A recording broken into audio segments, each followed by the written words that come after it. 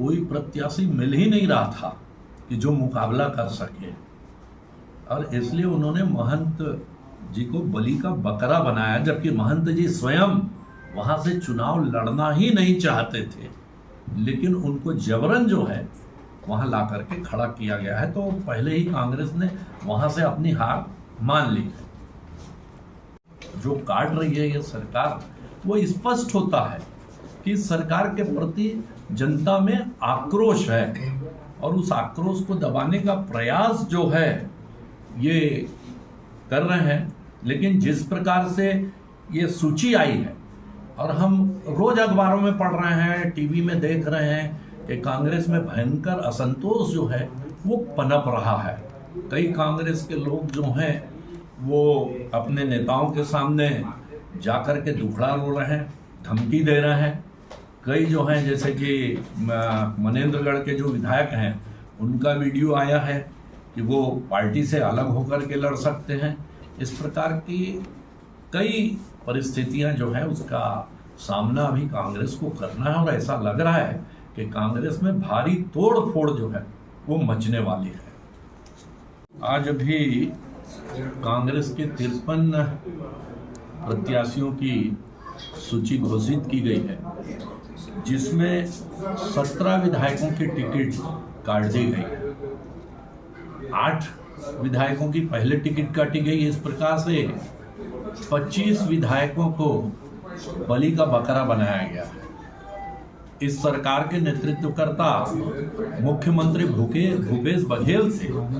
उनकी पूरी जिम्मेदारी होती है कि उनके विधायक ठीक से काम करें। इन विधायकों को बलि का बकरा बनाने के बजाय भूपेश बघेल को खुद चुनाव नहीं लड़ना था, और इसकी नैतिक जिम्मेदारी लेनी थी कि हमारे विधायकों ने अच्छा काम नहीं किया, इसलिए मैं स्वयं चुनाव नहीं लड़ूंगा। लेकिन उन्होंने 25 विधायकों को बलि का बकरा बनाया, और ये 25 विधायक इतने निकम्मे थे कि उनकी टिकट उनको काटनी पड़ी। आप देखेंगे कि इस जो चयन की प्रक्रिया है, इसमें हाईकमान ने भूपेश बघेल की चलने नहीं दी, क्योंकि उनका जो नकारापन था, जिसके कारण ये सारे विधायक जो है निकम्मे रहे, और पूरा का पूरा जो दारोमदार था टिकट बांटने का, ये टीएस सिंहदेव को दिया गया। बृहस्पति सिंह भूपेश बघेल के खास थे, जिनको टीएस सिंहदेव के पीछे लगाया गया था। उनकी टिकट कटवा करके टीएस सिंहदेव ने तय कर दिया, सिद्ध कर दिया कि हाईकमान पर उनकी पकड़ ज्यादा है भूपेश बघेल से बनिस्बत। आप देखेंगे कि इनकी जितनी योजनाएं थी, नरवा गरवा घुरवा बाड़ी, ये सब फेल हो गई, और सारी सरकार भ्रष्टाचार में डूबी रही। इसलिए इनको लगभग 33% विधायकों की टिकट जो है, ये 33 बोल रहा हूँ, 33% विधायकों की टिकट इनको काटनी पड़ी। ये पहली उनकी हार है कांग्रेस की, कि उन्होंने पहली ही हार मान करके अपने 33% लोगों को जनता के बीच से हटा दिया है। महिलाओं को भी भारतीय जनता पार्टी से कम टिकट दी गई है, जबकि उन लोगों ने शुरू में दावा किया था भूपेश बघेल ने कि हम महिलाओं को ज्यादा टिकट देंगे भाजपा की बनिस्बत। भारतीय जनता पार्टी ने 15 महिलाओं को अब तक टिकट दी है, और कांग्रेस ने 13 महिलाओं को टिकट दी है। इस प्रकार ये जो लिस्ट है कांग्रेस की, इससे ही तय हो जा रहा है कि कांग्रेस ने अपनी हार मान ली है, और कांग्रेस जो है एक बदहवासी में जो है अपने विधायकों को किसी भी प्रकार से जनता के बीच जाने से मना कर रही है, ताकि उनका चेहरा जनता के बीच न जाए, और जो आक्रोश है विधायकों के प्रति, सरकार के प्रति, वो प्रदर्शित न हो पाए। इसलिए ये जो लिस्ट निकाली गई है, इसमें कई तो ऐसे हैं जो अनुभवहीन लोग हैं, जिनको राजनीति का अनुभव नहीं है, और ऐसे लोगों को बदहवासी में कांग्रेस ने टिकट दी है, इसलिए उसकी हार सुनिश्चित है।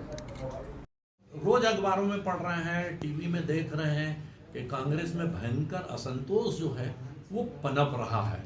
कई कांग्रेस के लोग जो हैं वो अपने नेताओं के सामने जाकर के दुखड़ा रो रहे हैं, धमकी दे रहे हैं। कई जो हैं जैसे कि मनेंद्रगढ़ के जो विधायक हैं उनका वीडियो आया है कि वो पार्टी से अलग होकर के लड़ सकते हैं। इस प्रकार की कई परिस्थितियां जो है उसका सामना अभी कांग्रेस को करना है और ऐसा लग रहा है कि कांग्रेस में भारी तोड़ फोड़ जो है वो मचने वाली है। छत्तीसगढ़ ओलंपिक संघ के अध्यक्ष रहते हुए भूपेश बघेल ने जो खेलों की दुर्गति छत्तीसगढ़ में की है वो सोचनीय है।